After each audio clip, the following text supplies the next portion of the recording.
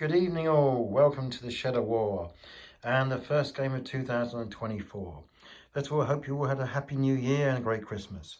Now, as promised yesterday, we have been trying to play a big chain of command today, 1944, just after Christmas, the relief of Bastogne.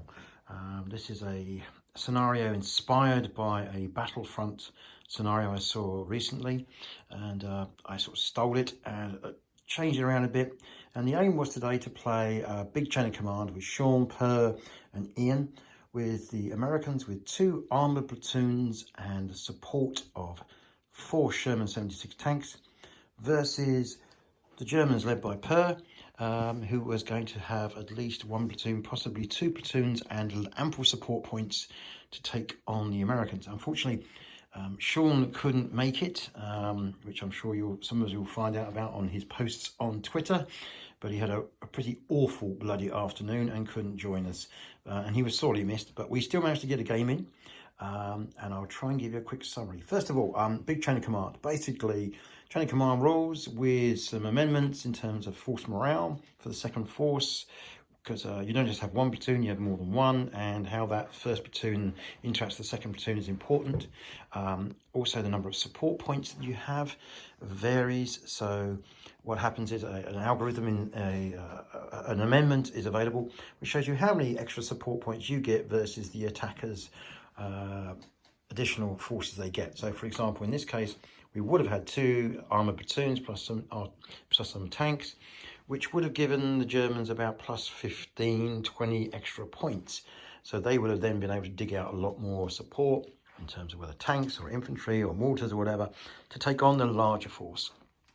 So it didn't work out that way. We slimmed it down a bit to about half the size because Sean couldn't make it. But it was still a great refresher game. Now, some of you may laugh, but with Chain of Command, there's a lot going on. And if you don't use the same forces, you can forget how they operate and how the best thing to use them. So this is the first time that we'd actually ever used a US armoured platoon. And wow, what a punch. A lot of heavy weapons, a mortar, 2 MMGs involved, plus 2 damn big sections of 10 men, plus loads and loads of leaders. The thing is, although it's got a heavy punch, there's not an enormous number of men, and there's not any teams within the actual individual sections. So they aren't as flexible as maybe you would find, say, with the Germans and with the British, but they have a hell of a punch if you can get it in the right place. And this is what we found today. To be fair, the patrol phase went really badly.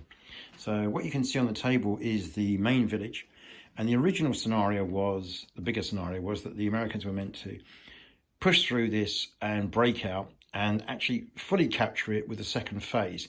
Now, we did away with the second phase because we didn't have enough players today. So we just went for the push to get round or through the actual village. Per's job as the Germans was to stop it. The German position started off with a defend and attack scenario. They started off with some of all of the jumper points in the center, then split them out across from the town. Basically, if I spin around here, their starting line was somewhere along from the river straight through towards the center of the village on the other side. The Americans then had 1d6 of free movement and rolled a 1. So the Americans started off really badly. And to be perfectly honest, the game didn't get much better after that.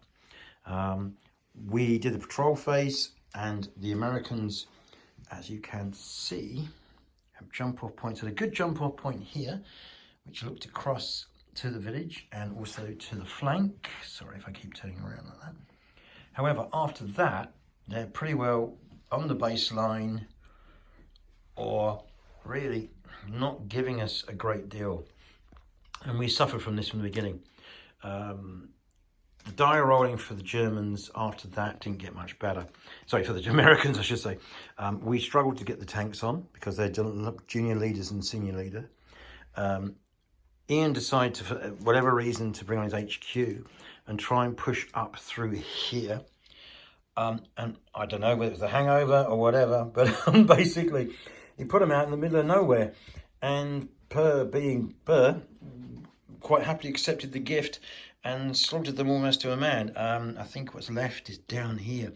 We didn't our morale didn't fare too well either. We then decided a completely different tack. The armour, as originally was there to support and was to try and pin stuff. It wasn't having a great day. So Ian decided to turn around this flank, which seemed a far better idea. He put a base of fire down with some MMGs, some mortars. He brought up his Greyhound. We had tanks in support here. You see the Greyhound and tanks there. So if anything stirred, we would overwatch it and blow it to bits. And then he decided to push his infantry section through the woods. Brilliant, fantastic. Predator then did something really sneaky. He had a jump off point and he used his chain of command dice to move it back and promptly deployed, you can see, on the edge of the village in the building. These Americans are within 4 inches, well, they were within, and got fired at. Okay, well and good, that's part of the game. First casualty, leader, killed outright. Bang. No leader, 3 points of shock, out on a limb. Nowhere to be seen is another leader. The senior leaders are on the other side of the table. So at this point, we really knew we were in trouble. Now I've jumped the timeline a bit, but this came at the end of a phase, a battle in which we had been trying to break this line and totally failed. The second section had been trying to work its way around, again got caught in the open. I don't know how it happened, but it just did. Got shot to bits. It's got a ton of shock, a wounded leader, and basically the game was up already. Per had deployed quite a lot of his support points, we didn't know that, but we were no way going to push the armour anywhere near the town with all the Panzerfausts that we know that they have. And Per quite rightly wasn't stirring from the town, we should call it Hamlet actually. And so we were basically beaten, well and truly beaten.